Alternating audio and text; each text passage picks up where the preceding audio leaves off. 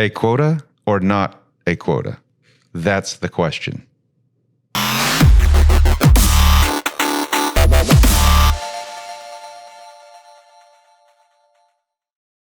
So the Houston Police Department has issued the following circular. This is circular number 22-0805-105. It's the minimum standards of productivity, traffic stops. The Houston Police Department continues to evaluate how we address violent crime in the city. We strongly believe an increased presence along with proactive citizen contacts via traffic stops is a vital and essential component in this effort.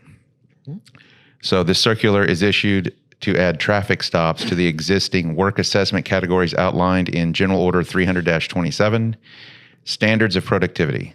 And then it goes on to say, after receiving input from patrol personnel and taking into consideration the daily staffing challenges, effective immediately, the minimum standard for traffic stops will be an average of 1 traffic stop per day. Supervisors will calculate this average based on the number of days worked by an officer within a month. And then it, of course, goes on to explain who all is involved in this general order. What's your initial reaction to this, Joseph? Well, sounds quite reasonable. It's one of those things we call specious. Okay, sounds true, but it ain't. Okay? Right. It is of course, traffic stops help reduce crime. Of course, uniform presence on the street and you get out and doing investigations help suppress crime. Of course I do. Okay, but there's this thing called a quota. Yeah. And you can redefine it however you want and call it a minimum standard, and it's still a quota. I believe the state of Texas takes umbrage with quotas. Right. So in the Texas Transportation Code, it's in Title 7 and it's in Chapter 720 under the malicious provision or miscellaneous provisions. I said malicious. Miscellaneous provisions. Dr. Freud, your slip is showing. Of the Texas Transportation Code. It says prohibition on traffic offense quotas. So in paragraph A of this section, it's a political subdivision or an agency of this state may not establish or maintain formally or informally a plan to evaluate, promote, compensate, or discipline a peace officer according to the officer's issuance of a predetermined or specified number of any type or combination of types of traffic citations. Yeah, and it says we're going to do just exactly the opposite. Right. And then it goes on to say a political subdivision or an agency of this state may not require or suggest to a peace officer, a justice of the peace, or so on and so forth, that the peace officer is required or expected to issue a predetermined or specified number of any type or combination of types of traffic citations within a specified period. Now, of course, you have to draw this out logically and how the department is going to evaluate the performance of their officers when they're making this, they're incorporating this into General Order 300-27. So it's becoming a standard of productivity that you have to pull people over on traffic. Mm-hmm. The natural result of a traffic stop is a traffic citation.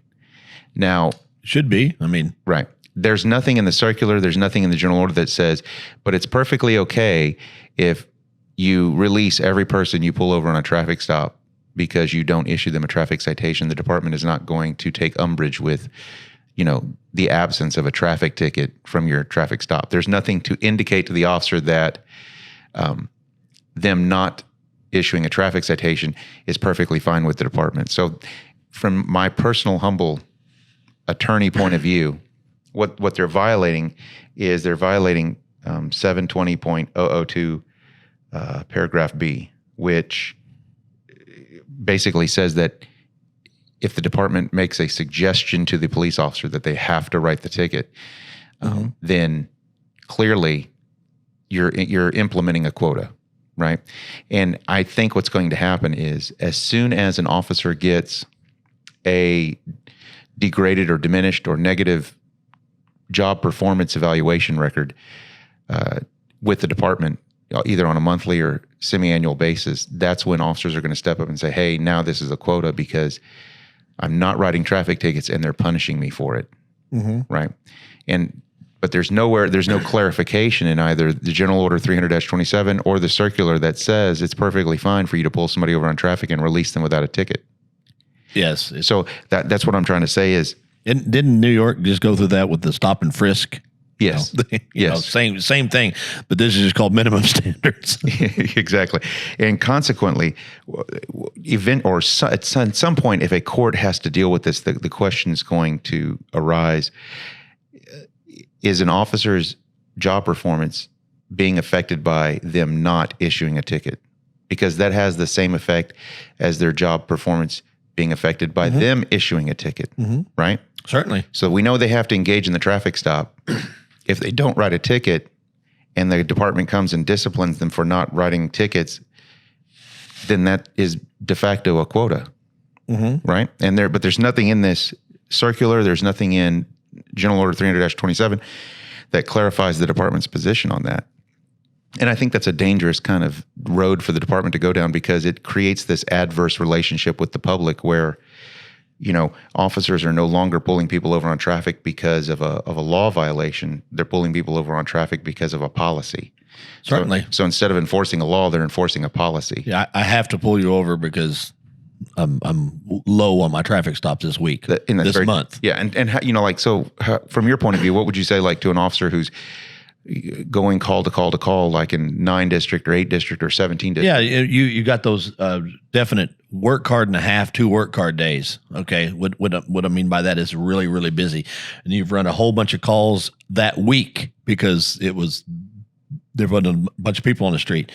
Now you are down to the wire the last 5 days, and your last week to get your traffic stops in, and you're way behind, and so you start making traffic stops, but you're still got the same problem. You're low on manpower and all that. So you get call after call after call. Then it comes down to your last 45 minutes on Friday. All right. Oh, crap. I'm down 5 traffic stops, and I was down 6 last time.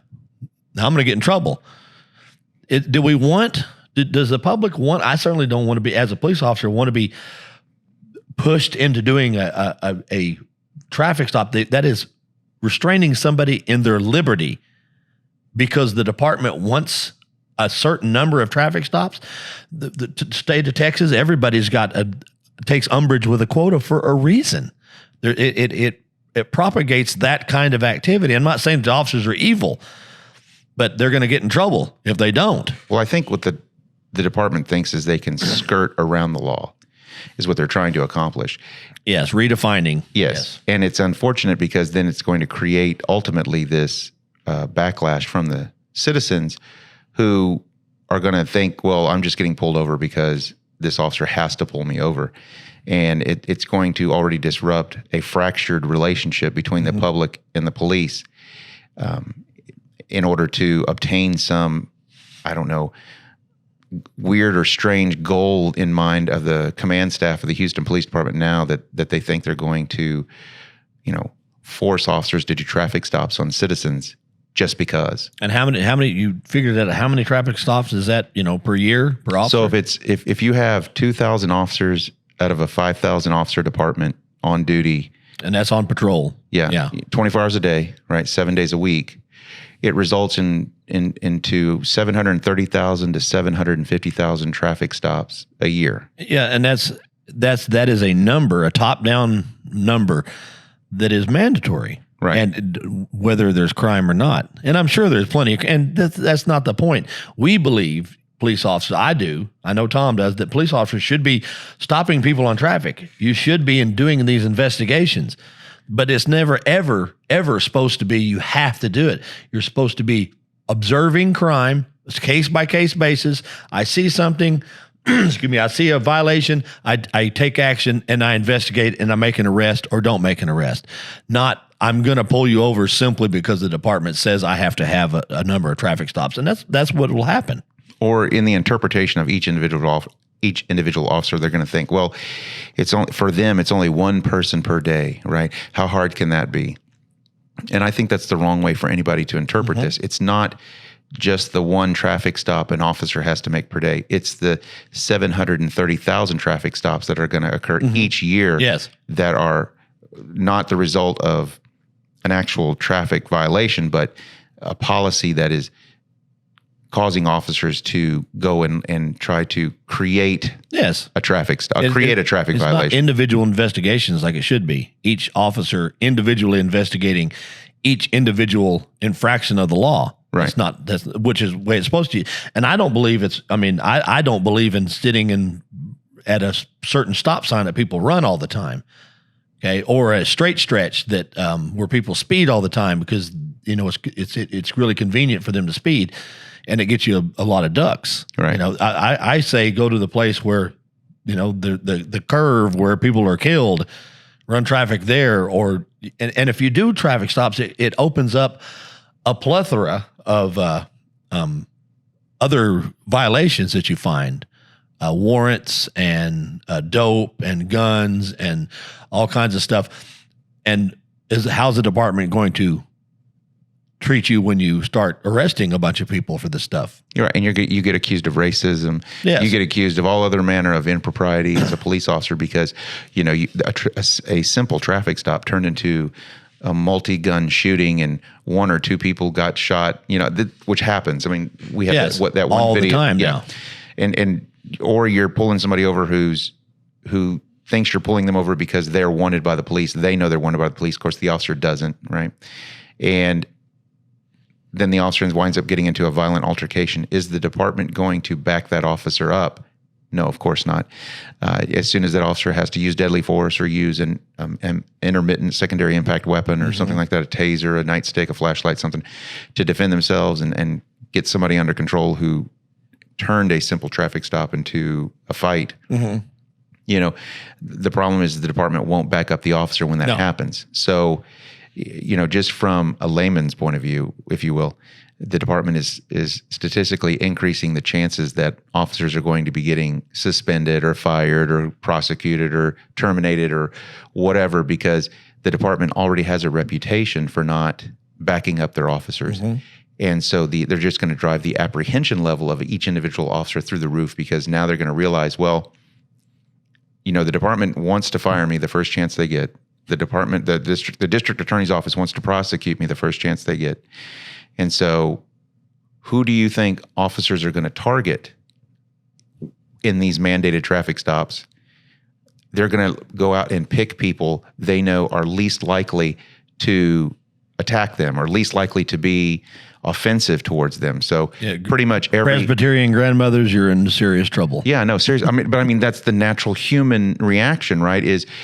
So what's going to happen is officers are going to target people who are least likely to want to start a fight with them, so they don't get fired or suspended or prosecuted or accused of racism or something else. And so you just think which the older white lady driving home from the grocery store, her chances of getting pulled over for a traffic stop have just dramatically increased.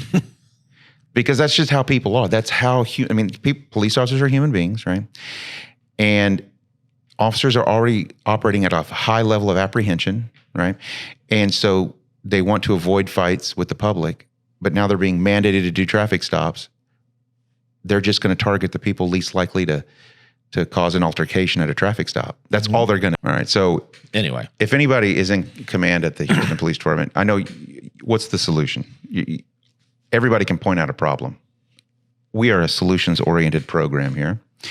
And if you really want officers pulling traffic over, if you really want officers to have proactive traffic enforcement, proactive warrant enforcement, everything that comes with doing traffic stops, just pay them 4 hours overtime for showing up to court.